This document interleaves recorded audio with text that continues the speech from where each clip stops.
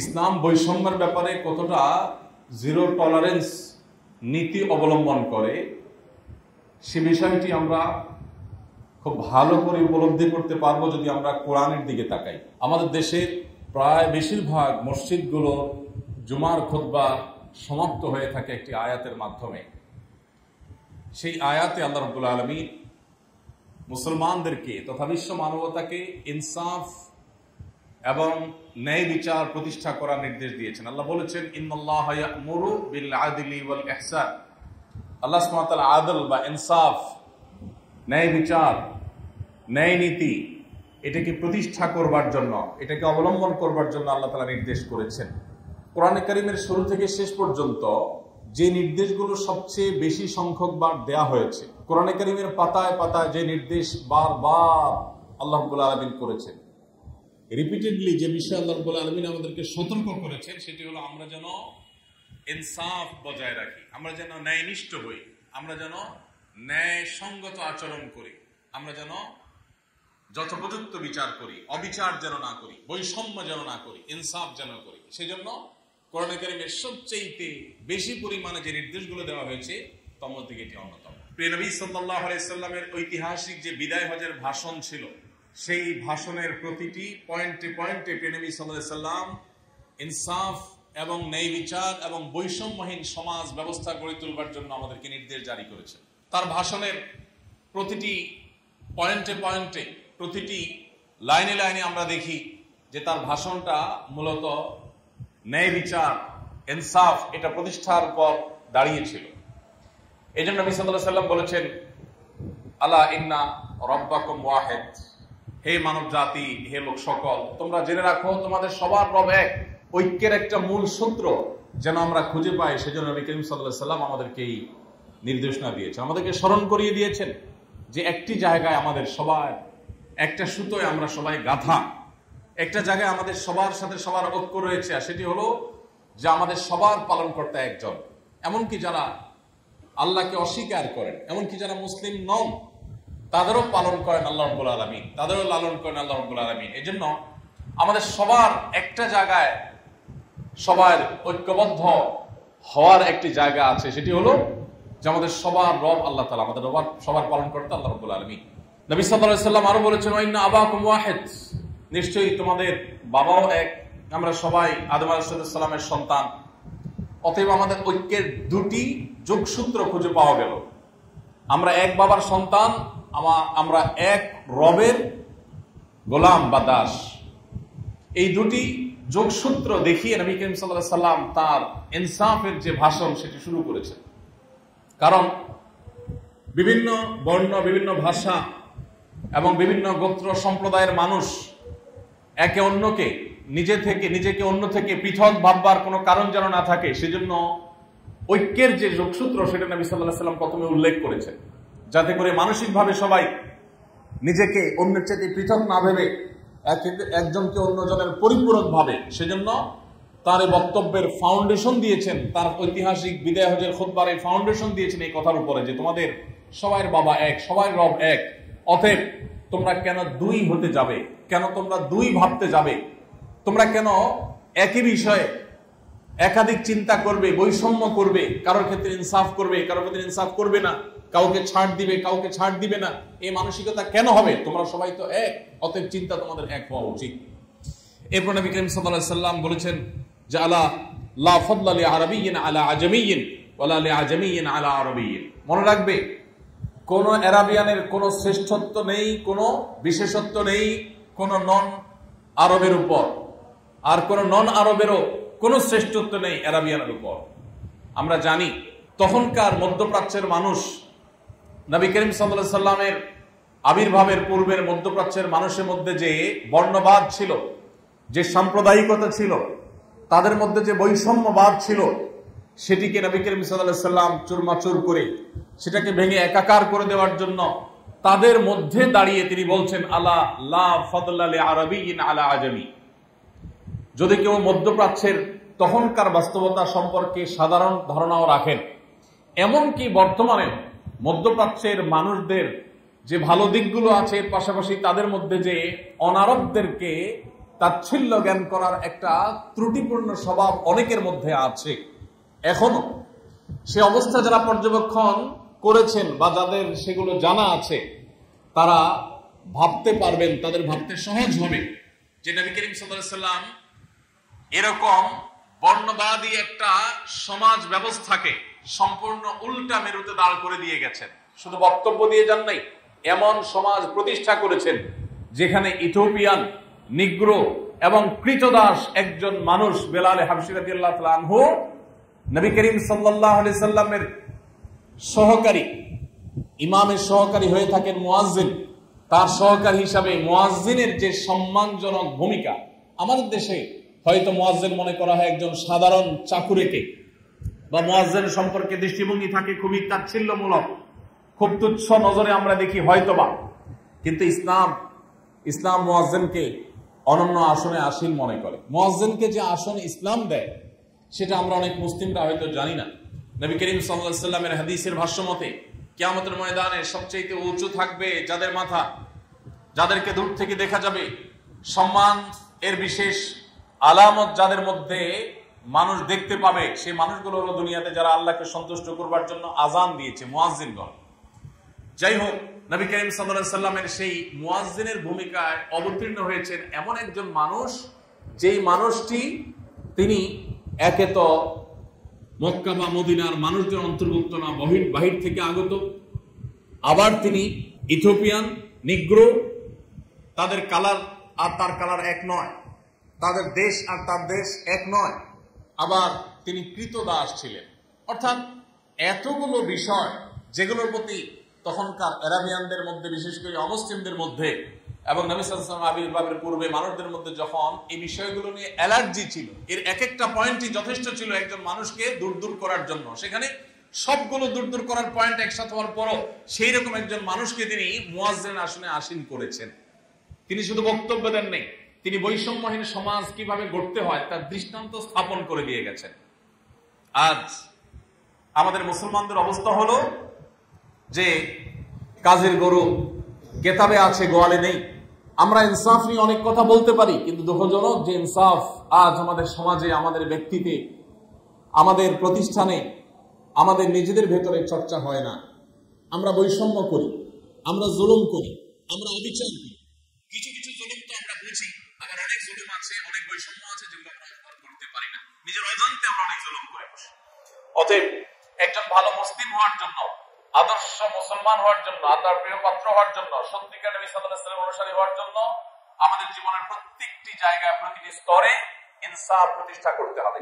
বৈষম্যহীন জীবন আমাদের গঠন করতে হবে, তারপরে আমরা ভালো মুসলমান হতে পারবো। আল্লাহ রাব্বুল আলামিন কোরআনে কারীমে বলেছেন, ওয়াইযা কুলতুম ফাদিলু, তোমরা যখন কোনো কথা বলবে সেই কথা যেন হয় ন্যায়সঙ্গত কথা। আমরা কথা বলতে গিয়ে ন্যায়সঙ্গত কথা অনেক সময় বলে উঠতে পারি না, নানা কারণে বলতে পারি না। আমরা কথা বলতে গিয়ে দেখা যায় আমরা জুলুম করে ফেলি, অন্যায় করে ফেলি, সত্যকে আমরা ধামাচাপা দেওয়ার চেষ্টা করি, ন্যায়সঙ্গত কথা বলি না, সেটা নানা কারণে হয়ে ওঠে। সম্মানিত উপস্থিতি, এই জন্য আল্লাহ রাব্বুল আলামিন আমাদের জীবনের প্রতিটি স্তরে ইনসাফ এবং ন্যায় বিচার প্রতিষ্ঠা করার নির্দেশ করেছেন, ন্যায়সঙ্গত নীতি অবলম্বন করতে বলেছেন। বৈষম্যকে ইসলাম বিন্দু পরিমাণ কোন জায়গায় কোন প্রকার স্থান দেয়নি। আল্লাহ সুবহানাহু ওয়া তাআলা বলেছেন কোরআনে কারীমে, ইয়া আইয়ুহাল্লাযীনা আমানু কুনু কাওয়ামিনা বিল কিসত শুহাদাআ লিল্লাহ ওয়ালাউ আলা আনফুসিকুম আওয়াল ওয়ালিদাইনি ওয়াল আকরাবিন। যদি নিজেদের বাপ-দাদা, আত্মীয়-স্বজনের বিরুদ্ধে গিয়ে হলেও ন্যায়নিষ্ঠ অবস্থান গ্রহণ করতে হয়, তারপরে শুধু মুসলমানকে করতে হবে। ন্যায়নিষ্ঠ অবস্থান নিতে গিয়ে যদি আমার নিজের বিরুদ্ধেও যাবে, আমার বাবার বিরুদ্ধে যাবে, আমার আত্মীয়-স্বজনের বিরুদ্ধে যাবে, এটা হবে একজন মুসলমানের নীতি এবং আদর্শ। আমরা ইনসাফের কথা বলি, যখন আমার নিজের বেলায় আসে তখন আমি ইনসাফের কথা বলি, যখন আরেকজনের বেলায় আসে তখন আমি ইনসাফের কথা ভুলে যাই।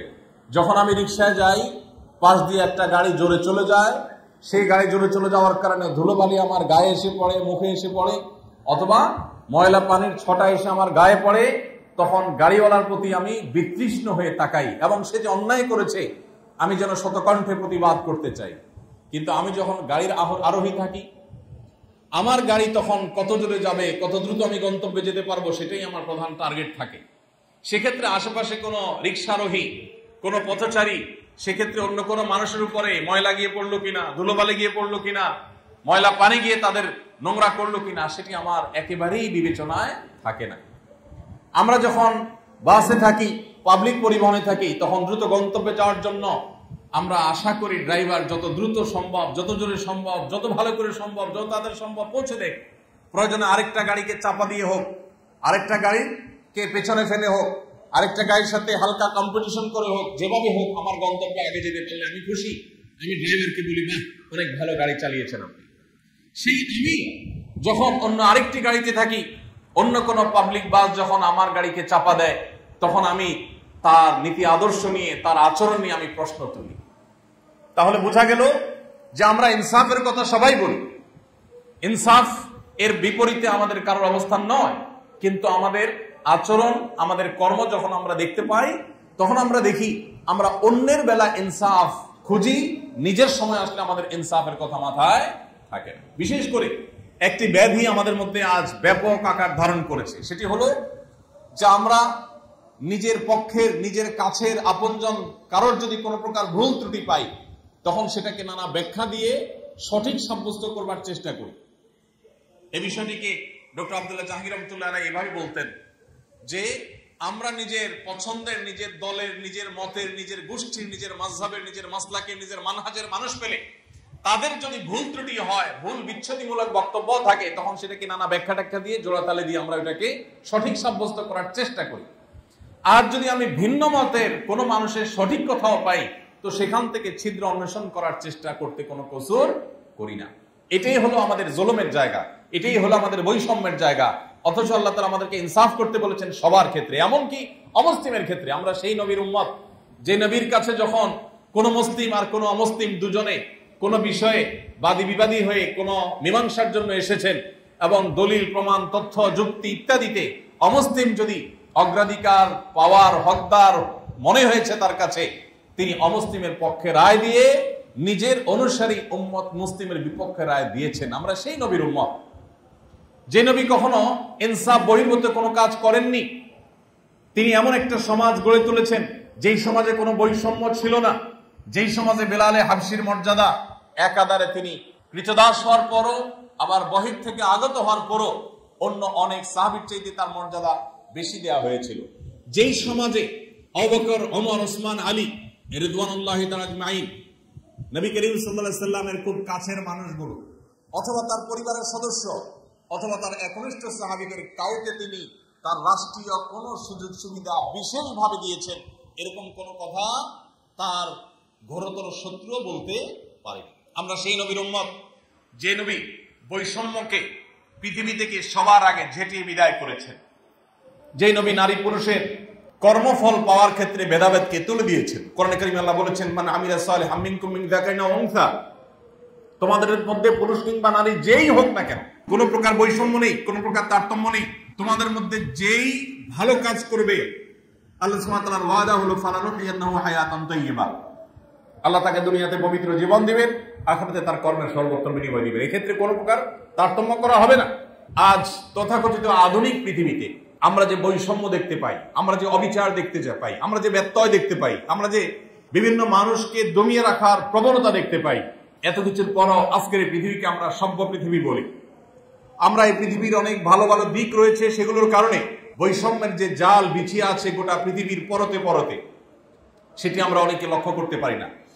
আমরা যদি এর বিপরীতে খোলাফায়ে রাশেদার শাসনামল দেখি, প্রিয় নবী সাল্লাল্লাহু আলাইহি সাল্লামের সময়কাল দেখি, তো আমরা এই পুরো সময়ের মধ্যে একটি ঘটনাও হয়তো খুঁজে পাবো না যেই ঘটনায় কোন প্রকার কারোর প্রতি বৈষম্য করা হয়েছে। সম্মানিত উপস্থিতি, নবী করিম সাল্লাল্লাহু আলাইহি সাল্লামের সেই আদর্শের সমাজ, তার সেই নীতি এবং আদর্শ আজ প্রতিষ্ঠা করা সময়ের সবচেয়ে গুরুত্বপূর্ণ দাবি। আর এই জন্য শুধু নিজের বেলায় নয়, অন্যের বেলায় আমাদেরকে ইনসাফ প্রতিষ্ঠা করতে হবে, এবং সর্বত্র, এমনকি যারা ভিন্ন মতাবলম্বী হবেন, শত্রুপক্ষ হবেন, তাদের প্রতিও সদাচরণ আমাদের করতে হবে। কোরআনে কারিমে আল্লাহ রাব্বুল আলামিন আমাদেরকে সে নির্দেশ করে বলেছেন, ওয়ালা ইয়াজরিমান্নাকুম শানাআনু কওমিন আল্লা তা'দিলু ই'দিলু হুয়া আকরাবু লিত-তাকওয়া। কারোর সাথে তোমাদের যদি শত্রুতা থাকে, ভিন্ন মত থাকে, তাহলে সেই কারণে তার প্রতি তুমি ইনসাফ করা থেকে বিরত থাকতে পারো না। হতে পারে সে তোমার শত্রু, শত্রু দেখে তার বেলায় মিথ্যা কথা বলা যাবে, প্রোপাগান্ডা ছড়ানো যাবে, তার চরিত্র হনন করা যাবে, গালিগালাজ করা যাবে, বা তিনি তিল করলে সেটাকে তাল করে দেখাতে হবে, তিনি ভুল না করলে সেটা ভুল সাব্যস্ত করতে হবে যেহেতু আমার প্রতিপক্ষ। এটা তোমরা করতে পারো না। দিলো ও আকরাবুল তাকওয়া, সবসময় তোমরা ইনসাফ করবে, সেটি তাকওয়ার অধিকতর নিকটবর্তী। সোশ্যাল মিডিয়াতে আমরা রাজনৈতিক কিংবা ধর্মীয় ইস্যুগুলোতে দেখব পরস্পরের বিরোধিতা করতে গিয়ে ইনসাফের গণ্ডি আমরা পার হয়ে চলে যাই। অনেক নামাজি কালামী মানুষ, অনেক দিনদার মানুষ, এমনকি অনেক নামধারী আলেমও আছি আমরা, যারা সমালোচনা করতে গিয়ে বা অন্যের দোষ চর্চা করতে গিয়ে, অন্যের ত্রুটি সেটার ব্যাখ্যা বিশ্লেষণ করতে গিয়ে আমরা সমালোচনার সীমা রেখা সবগুলো ডিঙ্গিয়ে আমরা ইনসাফের সীমানা ডিঙ্গিয়ে আমরা জুলুম করে দিই। কোন একজন আমার প্রতিপক্ষ, যার সাথে আমার কোনো বিষয়ে ভিন্ন মত আছে, তার কোনো বক্তব্যের ভুল ব্যাখ্যা আমি জেনে শুনে দেই, কেন তাকে সামাজিকভাবে হ্যারাসমেন্ট করবার জন্য। একই বক্তব্য আমার পছন্দের কেউ দিলে আমি সেটার একটা ভালো ব্যাখ্যা দাঁড় করাতাম, কিন্তু প্রতিপক্ষের বেলা সেটা করছি না, বরং উল্টোটা আমি দাঁড় করাচ্ছি। এটা আমাদের অন্তরের বক্রতার প্রমাণ, এটা আমাদের অন্তরের তাকওয়ার অভাবের প্রমাণ। আমরা যখন ভিন্ন মতের মানুষ হয় তাদেরকে গালমন্দ করাটাও আমাদের নফস আমাদের কাছে জায়েজ হিসাবে তুলে ধরে। তার গোষ্ঠী উদ্ধার করাটাকে আমরা দোষের মনে করি না। আমরা বেমালম ভুলে যাই যে আমাদের রব বলেছেন লা ইয়াজরিমান্নাকুম শানাআনু কওমিন আল্লা তাআদিলু। একজন অমুসলিমও যদি হয়, ইসলাম বিদ্বেষীও যদি হয়, নবী বিদ্বেষীও যদি হয়, তার নামেও তুমি মিথ্যাচার করতে পারো না, তার নামেও তুমি বেইনসাফি করতে পারো না, তার নামেও তুমি এমন কিছু বলতে পারো না যেটা আসলে তার সাথে যায় না বা সে বলেনি। সম্মানিত ভাইরা আমার, এই ইনসাফ আমরা আজ ভুলে বসেছি। একেবারে পরিবার থেকে নিয়ে রাষ্ট্র পর্যন্ত সমাজের প্রতিটি স্তরে স্তরে আমরা দেখব ইনসাফ এর হাহাকার চলছে, ন্যায় বিচার ন্যায়সঙ্গত আচরণের দুর্ভিক্ষ চলছে। এই জন্য আমাদের ব্যক্তি জীবনের প্রতিটি পদে পদে আমাদেরকে ইনসাফ করতে হবে। একজন মানুষ তিনি কোনো অন্যায় করেছেন, তার অন্যায়ের প্রতিকারে যদি আমি কিছু করি, সেক্ষেত্রেও আমাকে ইনসাফ করতে হবে। আল্লাহ সুবহানাহু ওয়া তাআলা বলেছেন ওয়া ইন আকাবতুম ফাআকিবু বিমিসলি মা উকিবতুম বিহি। তোমাদেরকে যদি কেউ কোনো কারণে কষ্ট দেয়, তোমাদের যদি কেউ শাস্তি দেয়, তোমাদের প্রতি যদি কেউ অন্যায় আচরণ করে, তুমি যদি সেটার প্রতিকার চাও, তুমি যদি সেটা প্রতিকার নিজে করতে চাও, তাহলে সেক্ষেত্রে ঠিক যেভাবে সে করেছে ততটুকু তুমি করতে পারো। ফাআকিবু বিমিসলি মা উকিবতুম বিহি, যতটুকু করেছে ততটুকু তুমি করতে পারো। যেহেতু কেউ আমাকে একটি শক্ত কথা বলেছে, আমি পাল্টা আরেকটা শক্ত কথা বলার রাইট আমার আছে। কেউ আমাকে আঘাত করেছে, পাল্টা আঘাতের রাইট আমার আছে, কিন্তু সেক্ষেত্রে আমাকে ইনসাফ বজায় রাখতে হবে। যতটুকু করেছে তার চেয়ে বেশি যেন না হয়। এরকম পরিমাপ করে করে আমার বিরুদ্ধে করা অন্যায়ের প্রতিকার নেওয়া, প্রতিশোধ নেওয়া, এটা তো সহজ কাজ না। মেপে মেপে সে যতটুকু করেছে ঠিক ততটুকু করব, এই মাপজোপ রক্ষা করা তো কঠিন। নীতি গিয়ে যদি সীমানা ছাড়িয়ে চলে যায়, বেশি হয়ে যায়, তাহলে তো জুলুম হবে। এই জন্য আল্লাহ তাআলা আয়াতের পরের অংশে বলেছেন ওয়ালা ইন সাবারতুম লাহু খায়রুল লিস-সাবিরিন। তোমার বিরুদ্ধে করা অন্যায়ের প্রতিকার তুমি করতে গিয়ে অবশ্যই তোমাকে ইনসাফ বজায় রাখতে হবে, তার চাইতে আবার বেশি যেন না হয়ে যায়। যদি বেশি হয়ে যায় জুলুম হবে। এই জন্য যদি ধৈর্য ধারণ করতে পারে সেটা হয় সবচেয়ে উত্তম, সবচেয়ে সেফ জায়গা।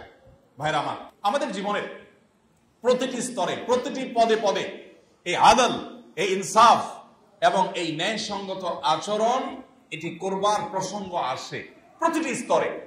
আপনার বৈবাহিক জীবনে, আপনার স্টুডেন্ট লাইফে, আপনি কোন এক জায়গায় অনেক মানুষের সাথে আছেন, সেখানে প্রত্যেকটা জায়গা আছে।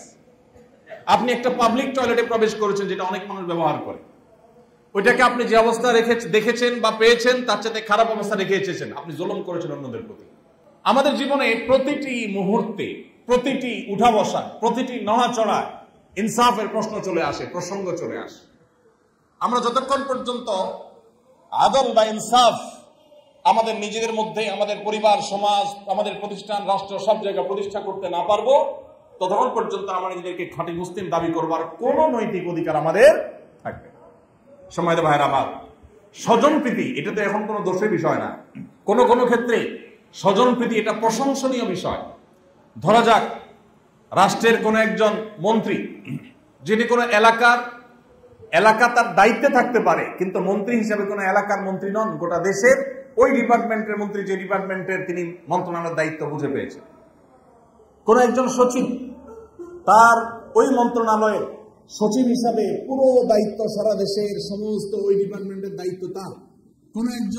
কোন প্রতিষ্ঠানের প্রধান, ওই প্রতিষ্ঠানের সারা দেশের দায়িত্বটা তার উপরে বর্তা। তিনি যদি নিজের এলাকায় অনেক বেশি কাজ করেন, রাষ্ট্রের সুযোগ সুবিধা নিয়ে তার নিজের এলাকাতে রাস্তাঘাট, কালভার্ট সব কিছু ভালোভাবে কাজ করেন, তাহলে সাধারণত আমাদের সমাজের মানুষ তাকে ভালো বলে না খারাপ বলে? ভালো বলে। কেন ভালো বলে? যে লোকটা নিজের এলাকায় অনেক কাজ করেছে। সন্দেহাতীত ভাবে এটা ভালো যে একজন মানুষ কিছু কাজ করেছেন, তার তুলনায় ভালো যে এলাকায়ও কোনো কাজ করেনি। কিন্তু আমরা যদি এটাকে অন্য অ্যাঙ্গেল থেকে দেখি, যে একজন মানুষ যিনি গোটা দেশের এই ডিপার্টমেন্টের দায়িত্বে আছেন, তিনি যেখানে আছেন তার জন্মস্থান, তার নিজের বাড়ি, নিজের এলাকাকে তিনি উন্নত করেছেন, অন্য জায়গার মানুষের দিকে সেভাবে খেয়াল করেন নাই, বা একই সুযোগ সুবিধা অন্যদের জন্য তিনি নিশ্চিত করতে পারেন নাই, তাহলে তিনি এক প্রকারের স্বজনপ্রীতি করলেন।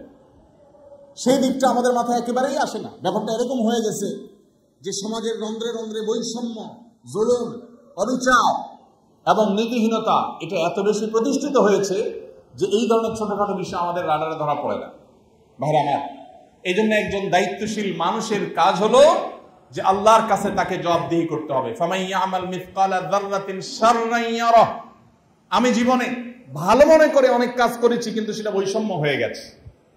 আমি জীবনে ভালো মনে করে অনেক কাজ করেছি, সেটা জুলুম হয়ে গেছে। আমরা অনেকে সোশ্যাল মিডিয়াতে ইসলামের পক্ষে লড়াই মনে করে, ইসলামের খেদমত মনে করে অন্যদেরকে গালিগালাজ করি। একজন মানুষ, তিনি হয়তো ফাসেক, ব্যক্তি জীবনে অনেক অপরাধ করেছেন, প্রকাশ্য গুনাহে লিপ্ত হয়েছেন, তার ওয়ালে গিয়ে তাকে একটা গালি দিয়ে আমরা সওয়াব পাওয়ার আশায়, ইসলামের খেদমতের আশায় তার সম্পর্কে এমন একটা মন্তব্য করলাম যে মন্তব্যটা তার সম্পর্কে, তার ব্যাপারে করাটা একটা জাজমেন্টাল কমেন্ট না জেনে আমি করলাম। তিনি সেটা নাও হতে পারেন, কিন্তু আমি করে বসলাম। এটা কি ইনসাফ না বেইনসাফ? একজন মানুষ যদি পাপিষ্ট হয়, তাহলে তার বিরুদ্ধে কি বেইনসাফি কথা বলার রাইট আমার থাকে? একজন মানুষ যত খারাপই হয়, তার ব্যাপারে কথা বলতে আমি দায়িত্বশীল হব। আল্লাহ রাব্বুল আলামিন কোরআনে কারীমে সেজন্য বলেছেন, মা ইয়ালফিজু মিন কাওলিন ইল্লা লাদাইহি রাকীবুন আতীদ। মুসলিম তো সে যে কোনো কথা বলতে গেলে তার বিবেকে উপস্থিত হয়ে যায় আয়াত, যে তোমার মুখ থেকে এমন কোন শব্দ বের হয় না যেটা আল্লাহর সংরক্ষণকারী ফেরেশতারা সংরক্ষণ করেন না।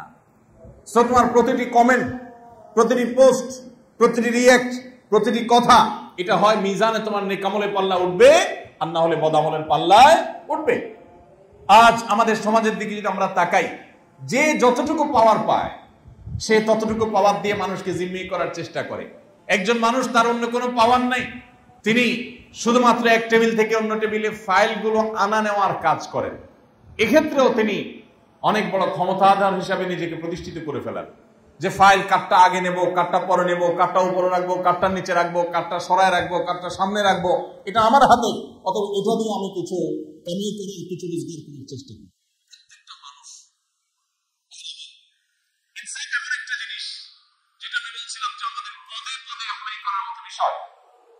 ধরুন আপনি কোন এক জায়গায় গিয়েছেন, সেখানে পাবলিক সিরিয়ালে আছেন কোন একটা সার্ভিসের জন্য, আপনি সেই সিরিয়াল ডিঙ্গিয়ে চলে গেলেন। কেন? কারণ যে ব্যক্তির কাছে কাজটি, তিনি আপনার মামা, তিনি আপনার খালো, তিনি আপনার ভগ্নিপতি, তিনি আপনার আত্মীয় স্বজন। আপনি সেটাকে আপনার রাইট মনে করছেন এবং এটাকে কোনো দোষী বিষয় মনে করছেন না, কিন্তু আপনি অনেকগুলো মানুষের অধিকার নষ্ট করছেন। হ্যাঁ, সবার কাছ থেকে অনুমতি নিচ্ছেন বা সবাই আপনাকে অনার করেছে, সেটা ভিন্ন কথা। এইভাবে ইনসাফ নষ্ট করার যে বিষয়টি, এটি আমাদের জীবনে বিভিন্নভাবে হয়। আমাদের কথা দিয়ে হয়, আমাদের আচরণ দিয়ে হয়, আমাদের কাজকর্ম দিয়ে হয়, আমাদের বিভিন্ন ক্ষেত্রে হয় না। তারা ভাইকে বোনকে চিনবেন না। আমরা সুন্নাহ ফাউন্ডেশনে আমাদের কাজকর্ম করার ক্ষেত্রেও আমরা এই জিনিসটিকে খেয়াল রাখার চেষ্টা করি। আমরা মুখ বধির অন্ধের মতো আচরণ করার চেষ্টা করি, যে আমরা কারোর দিকে চেয়ে কোনো কাজ করি না। আলহামদুলিল্লাহ, এই এক্সারসাইজটা আমরা চাই আমাদের প্রত্যেকটা সদস্য, প্রশিক্ষণার্থী, আমাদের মহাব্বত যেমন ভাই ব্রাদার সবার মধ্যে ছড়িয়ে যাক, যে আমরা কারোর প্রতি কোনো প্রকার বৈষম্য অনাচার করব না। আমার ইনসাফ এটা আমার নিজের জন্য যেমন থাকবে, পরের জন্যও থাকবে। আমার ইনসাফ আমার পক্ষের লোকদের জন্য যেমন থাকবে, আমার বিপক্ষের লোকদের জন্যও থাকবে। আমার ইনসাফ আমার আত্মীয় স্বজনের জন্য যেমন থাকবে, অপরিচিত লোকদের বেলায় থাকবে। আমার ইনসাফ আমার মুসলমান ভাই বোনদের যেমন থাকবে, অমুসলমানের প্রতিও ইনসাফ থাকবে। ভাইরা আমার, এই জন্য এই মানসিকতা আমাদের গড়ে তুলতে হবে যে আমি কখনো ইনসাফ পরিপন্থী কাজ করবো না ইনশাআল্লাহ। সেটা মন্তব্যেও না, সেটা কাজকর্মেও না, সেটা আমার কোনো আচরণেও না, এমনকি চিন্তাগত ভাবেও না, কোনো ক্ষেত্রেই না। আমরা সেই ইসলামের অনুসারী যে ইসলাম আমাদেরকে ইনসাফের সর্বোচ্চ দৃষ্টান্ত স্থাপন করবার নির্দেশ করেছে। আল্লাহ রাব্বুল আলামিন আমাদের সবাইকে ইনসাফের এই পরাকাষ্ঠা আমাদের জীবনের পরতে পরতে প্রতিষ্ঠিত করবার তৌফিক দান করুন। আমরা সবাই চেষ্টা করবো তো ইনশাআল্লাহ। ভাইরা আমার, বৈষম্য যদি আমরা দূর করতে না পারি, বৈষম্য যদি দূর করতে না পারি, তাহলে কিয়ামত নিকটবর্তী। যত বেশি পৃথিবীতে বৈষম্য প্রতিষ্ঠিত হবে, কিয়ামত তত নিকটবর্তী হবে। নবী করিম সাল্লাল্লাহু আলাইহি ওয়াসাল্লামের ঐতিহাসিক হাদিস রয়েছে, তিনি বলেছেন, ইদা দুইয়াতিল আমানাহ ফান্তাদিরিস সাআহ। যখন আমানত নষ্ট করা হবে সমাজে, অহরহ চতুর্দিকে দেখবে যে আমানত খেয়ানত হচ্ছে, আমানত রক্ষা হচ্ছে না, তখন তুমি কিয়ামতের প্রহর গুনতে থাকো। কিয়ামত আর দেরি নেই, বুঝে নাও। যখন আমানতহীনতা, আমানতের খেয়ানত সমাজের রন্ধ্রে রন্ধ্রে প্রতিষ্ঠিত হয়ে যাবে, তখন কিয়ামতের ক্ষণ গণনা শুরু করে দাও। জিজ্ঞাসা করা হলো, কাইফা ইদাআতুহা ইয়া রাসূলুল্লাহ, আমানতের খেয়ানত কিভাবে, আপনি কি মিন করেছেন? তখন তিনি বলেছেন, ইদা বুসিদাল আমরু ইলা গায়রি আহলিহি, যখন কোন ব্যক্তি কোন বিষয়ে উপযুক্ত নন, তারপরও তাকে সেটা দেয়া হলো, সেই পদ দেয়া হলো, সেই চাকরি দেওয়া হলো, সেই সুবিধা দেওয়া হলো, সেটাই হলো আমানতের খেয়ানত। এরকমটি হলে তুমি কিয়ামতের জন্য অপেক্ষা করো। এই জন্য ভাই, আল্লাহ তাআলা আমাদের জীবনে যেখানে রাখেন না কেন, যে অবস্থায় থাকি না কেন, আমি রাজনীতি অবস্থায় আমার ইনসাফের কথা যেন মাথায় থাকে, আমি রাখবে যেন আমি ইনসাফের কথা বলে না ফেলি, যেটা বলে ফেলি সাথে সাথে কারেকশন করে ফেলবো। চেষ্টা করবো তো ইনশাআল্লাহ। দুনিয়ার করা খেয়ানত করার প্রতিটি ছোট বড় খেয়ানতের বিচার আল্লাহ তাআলা করবেন কি করবেন না। এই জন্য একজন রিকশাওয়ালা, একজন গরিব মানুষ, একজন খেটে খাওয়া মানুষ, একজন অভাবী মানুষ, আমার অধীনস্থ একজন মানুষ, যিনি আমার অধীনস্থ, আল্লাহ আমাকে তাকে আমার অধীনে করে দিয়েছেন, এই সুযোগে আমি তার প্রতি কোনো বেইনসাফ করছি কিনা, তাকে শাসন করতে গিয়ে আমি ইনসাফের গণ্ডি পার হয়ে যাচ্ছে কিনা, আমি ক্ষমা চাই। চেষ্টা করবো তো ইনশাআল্লাহ। যদি কখনো ভুল হয়ে যায়, সেটাকে কারেকশন করতে আমরা দেরি করবো না। আমার পরিবারের সদস্য হোক আর বাইরের হোক, যে কোনো মানুষের সাথে আমরা জীবনের প্রত্যেকটা স্তরে ইনসাফকে আমরা রক্ষা করার চেষ্টা করবো। আমি আবার বলছি, কোরআনে কারিমে সবচাইতে বেশি পরিমাণে যে নির্দেশগুলো আল্লাহ তাআলা দিয়েছেন, গোটা কোরআনে, পুরো কোরআন শুরু থেকে শেষ পর্যন্ত আল্লাহর আদেশ নিষেধগুলোকে আলাদা করে পরখ করবার জন্য আমি তেলাওয়াত করার সুযোগ, তৌফিক আমার হয়েছে। আল্লাহ কি কি আদেশ বিশেষ করেছেন, কি কি নিষেধ করেছেন, এই অ্যাঙ্গেল থেকে পুরো কোরআন তেলাওয়াত করে আমি পেয়েছি আল্লাহ সবচেয়ে বেশি নির্দেশ করেছেন যে বিষয়গুলো, তার ভিতরে একটা হলো এই ইনসাফ। এমনকি আমরা মানুষ জাতি, আমরা যে শিরকে লিপ্ত হয়ে থাকি, এটাও বেইনসাফি। যে আল্লাহ তাআলা ইহসানের তলে আছি, তার অস্বীকার, তার সাথে কাউকে শরীক সাব্যস্ত করা, সেটাও ইনসাফের খেলাফ কাজ। এই জন্য গোটা কোরআনে ইনসাফের উপরে সবচেয়ে বেশি গুরুত্ব আরোপ করেছে। অতএব আমাদের জীবনের প্রত্যেকটা পদে পদে আমরা ইনসাফকে মাথায় রেখে চলবো তো ইনশাআল্লাহ। আল্লাহ রাব্বুল আলামিন আমাদের এক একজনকে ইনসাফের পরাকাষ্ঠা প্রদর্শনকারী, ইনসাফের আইডল হিসেবে দুনিয়াতে কবুল এবং মঞ্জুর করুন। আমরা আমাদের জীবনের প্রত্যেকটা ক্ষেত্রে যেন বৈষম্যহীন সমাজ, রাষ্ট্র এবং প্রতিষ্ঠান গড়ে তুলতে পারি, সেই তৌফিক আল্লাহ তাআলা আমাদেরকে দান করুন। আল্লাহ আমাকে যতটুকু পাওয়ার দিয়েছেন, যতটুকু ক্ষমতা দিয়েছেন, যতটুকু তৌফিক দিয়েছেন, ততটুকুর সর্বোচ্চ সদ্ব্যবহার আমাকে করতে হবে। কোথাও সেটার অসৎ ব্যবহার করা যাবে।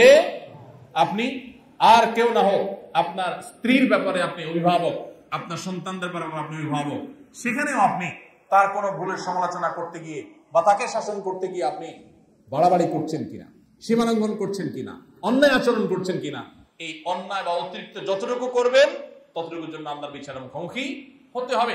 আল্লাহ বারবার আমাদেরকে সীমালঙ্ঘন করতে নিষেধ করেছেন, ইন্নাহু লা ইউহিব্বুল মুতাদিন, আল্লাহ সীমালঙ্ঘনকারীকে ভালোবাসেন না। অতএব আজ সমাজের চতুর্দিকে যে আমরা বৈষম্য দেখতে পাচ্ছি, এই বৈষম্য, অবিচার, জুলুম, অনিয়ম, অনাচার এবং নানাভাবে ইনসাফ যে বুলন্দিত হতে দেখছি, এই সমাজে আমরা এক একজন মানুষ দৃষ্টান্ত হতে পারি। আমরা সমাজ পরিবর্তন করতে হলে নিজেদেরকে পরিবর্তন করতে হবে। আমি নিজে ইনসাফ আমার নিজের মধ্যে প্রতিষ্ঠা করি, এরপর অন্যদের মধ্যে সেটাকে প্রতিষ্ঠা করবার সংগ্রামে আমি নেমে যাই। ইনশাআল্লাহ একটি সুন্দর সমাজ আমরা, আল্লাহ তাআলা আমাদেরকে তৌফিক দান করলে আমরা পাবো। আল্লাহ তাআলা আমাদের সবাইকে জীবনের প্রত্যেকটা ক্ষেত্রে বৈষম্য দূর করে ইনসাফকে প্রতিষ্ঠা করার তৌফিক দান করুন।